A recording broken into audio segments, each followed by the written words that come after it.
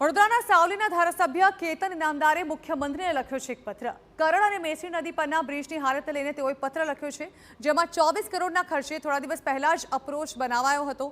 થોડા સમયમાં બ્રિજ પર તિરાડો પડી ગઈ છે અને તેને લઈને મુખ્યમંત્રીને પત્ર લખવામાં આવ્યો છે। સમગ્ર બાબતે તેઓએ વિજિલન્સ તપાસની માંગ કરી છે, તો જવાબદાર અધિકારી સામે પણ પગલાં લેવા માટે તેઓના દ્વારા માંગ કરવામાં આવી છે। ધારાસભ્યના પત્ર બાદ તાત્કાલિક તંત્ર જાગ્યું અને બ્રિજ પર રિપેરિંગ કરાતા દ્રશ્યો સામે આવ્યા। ધારાસભ્યના પત્ર બાદ કામગીરી હાથ ધરવામાં આવી। ભાજપના શાસનમાં ભ્રષ્ટાચાર થયાના આક્ષેપ થયા।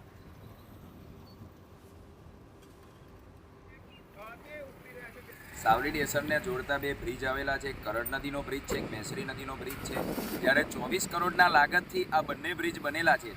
ત્યારે બે વખત અમારી ગામની પણ રજૂઆતો ઘણી વખત કરવામાં આવેલી છે અને આ વખતે તો ધારાસભ્યશ્રીએ પણ બે વખત આ બીજી વખત મુખ્યમંત્રીને પત્ર લખ્યો છે કે આ જે 24 કરોડના લાગતથી જે બનેલો બ્રિજ છે એ બંને બ્રિજની અંદર ગાબડા પડી ગયા છે। તો સરકારી કર્મચારીઓને કેટલો અંદર ભ્રષ્ટાચાર કરેલો છે તમે જોઈ શકો છો। 20 વર્ષથી ગુજરાતમાં ભાજપની સરકાર છે।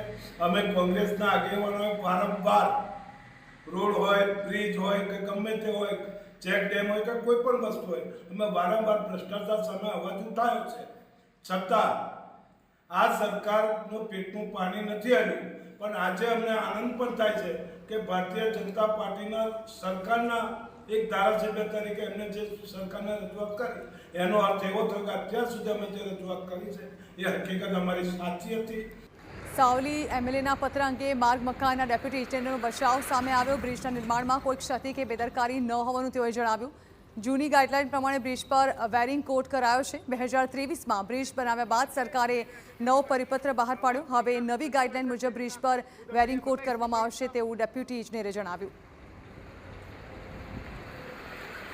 આ બ્રિજ 2023માં બન્યો છે, ત્યારબાદ આ વેરિંગ કોટના સ્ટાન્ડર્ડ જે છે એ રિવાઇઝ કરવામાં આવ્યું, કેમ કે આ બહુ કોમન પ્રશ્ન આવતો હતો દરેક બ્રિજની અંદર વેરિંગ કોટમાં કોઈ જગ્યાએ જે ટૂંકા ગાળામાં નુકસાન થતું, ત્યારબાદ એને ધ્યાને લઈને એક પરિપત્ર કરી 2024માં રિવાઇઝ ગાઈડલાઇન તૈયાર કરી।